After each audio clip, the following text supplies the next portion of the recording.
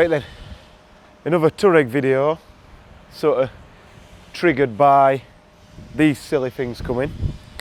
So, got a message a few weeks ago, I can't remember exactly when, to be fair, we'll try and find it, but I got called out by a guy called Jonathan who saw some of our stuff from the green laning videos, and he knows the guys at Torque Performance who made the front bumper. So called us out and basically said, you big silly green laning things, rubbish off-roader, something along these lines anyway. Well, that's what he's getting at anyway, even if he didn't say it, he's definitely thinking it.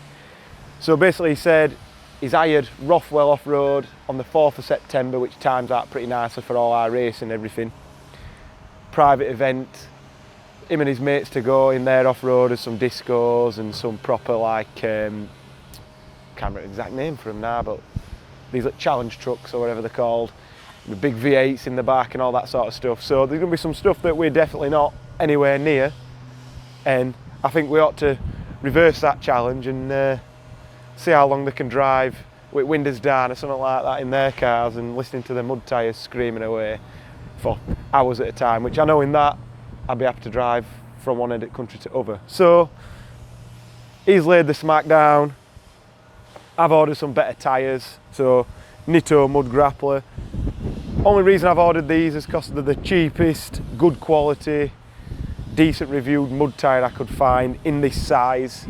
I'd have liked to have got the Maxxis big arms again, but I think they'd have been a few hundred quid dearer, and depending how much noisier they are and how much better they are off-road, if I'm not happy with the difference, I'll probably go back to the Radar Renegades. But if you just look at the difference in the tread pattern, which one I'm going to pick up, it's not going to all drop on me.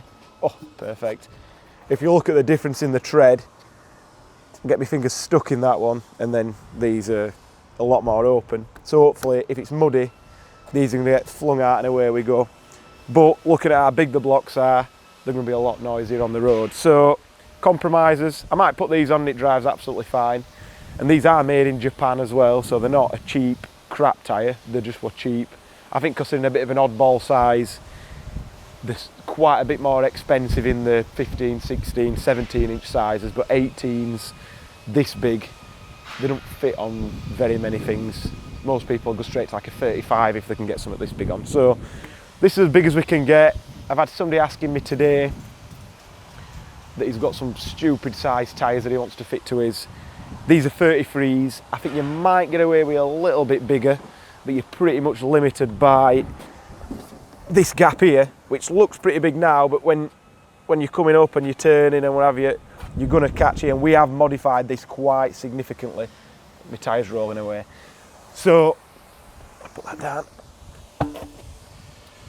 33 inch seems to be as big as you can get. Obviously, I've gone for quite a low offset wheel as well, which is sticking them out a lot, so they don't catch anywhere on the inside, but then you've got a bigger radius that your wheel's turning, so you get close to your bodywork. So I think there's probably, people got bigger ones, but 33s, I didn't want to go any bigger anyway. Love to be able to get some 35s on and it'd be absolutely crazy, but there's no point if you can't turn. So, if you watch the previous videos on this, we've done Wales trip and all that sort of stuff, and then the last video, I don't think it's gone out yet, so I can't answer any questions on that, but the last video, it weren't meant to be a video. I was just going for a little drive with my dad and kids in car, and it turned into being stuck on a lane for a few hours and having to take the prop and the dry shaft out just so I could tow it back and then go recovery and all that kind of. So watch that video if you want to see me upset a little bit. But we've got a new transfer box in. Seems a little bit noisier when you put it into low range and diff lock, but the guy who I bought it off had never used it off-road and he'd never put it into low range, so maybe that's why. And then we have got a bit of a problem at the minute. I don't know if we talked about it much on the last video, but when I got it stuck, I bent the prop bolts, but then when we've started driving it again, I can hear a knocking from the transmission tunnel, and it looks like the prop shaft's either twisted and then it's out of balance or bent in some way, which I think we are harder. We're having to try and rag it to get it to move. So it don't look as bad on the video, but literally I'm going full throttle and it just sat there like I've got my foot on the brake, and then every now and again it'd just crunch and let me move forward a couple of metres, and then I did that about 5 or 6 times. So it's definitely not going to have helped that. So there's a new prop on its way as well. So what we'll do, we'll get the prop shaft fitted. I might just leave the standard bearing on just to rule that out, because we'll put the upgraded bearing on. We'll put this prop on, see how that goes, get these tyres on, and then do a little road test. Whether this rolls into some more prep work or whether it rolls into the day itself, I'm not sure. So we'll see, we'll get cracking.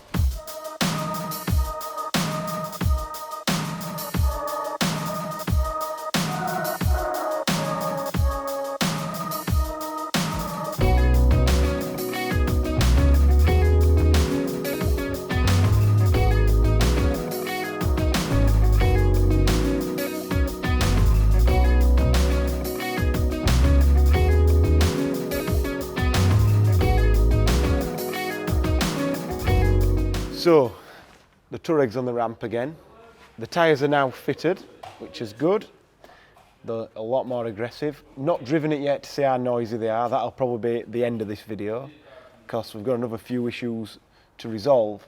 So, we're having some prop shaft sort of vibration issues, knocking, banging. So what we decided to do, we'll put the cameras on underneath, so you'll see the video.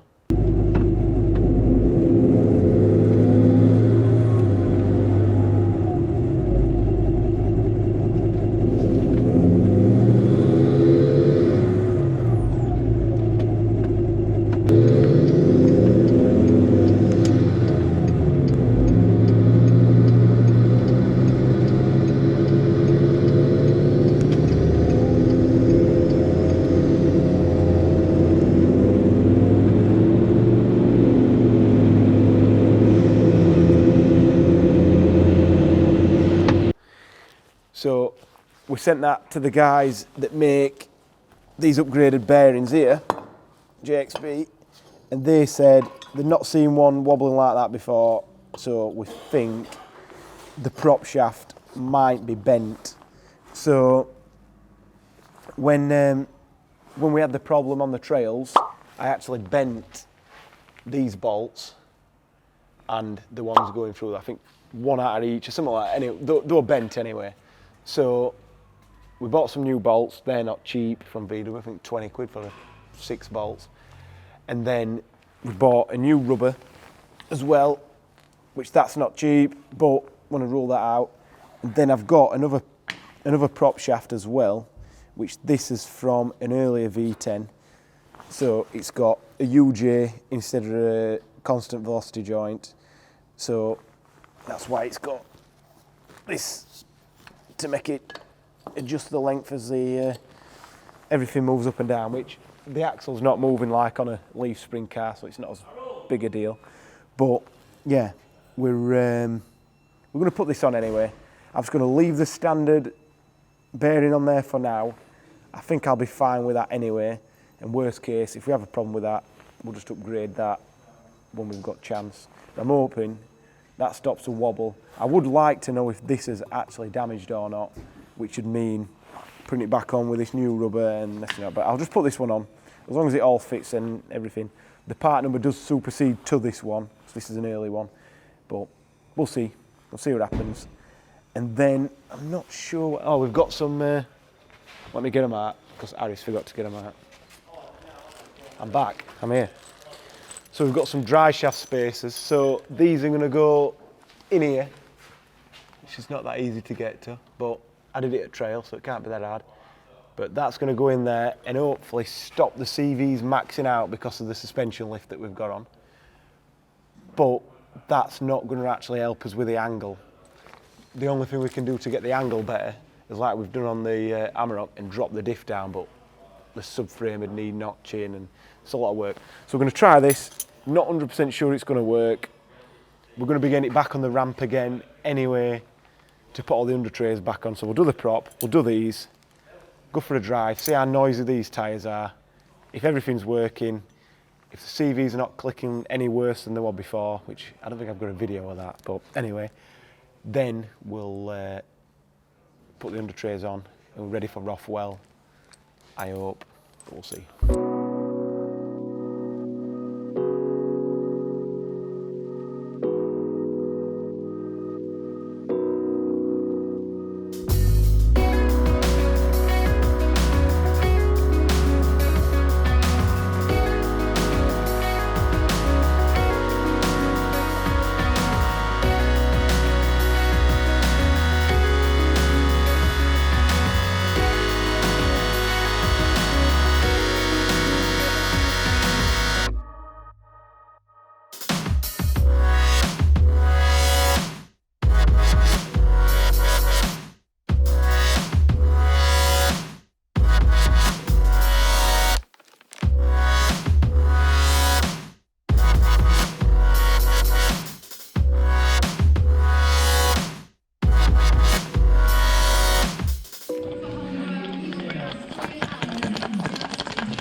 So, a bit down to the wire.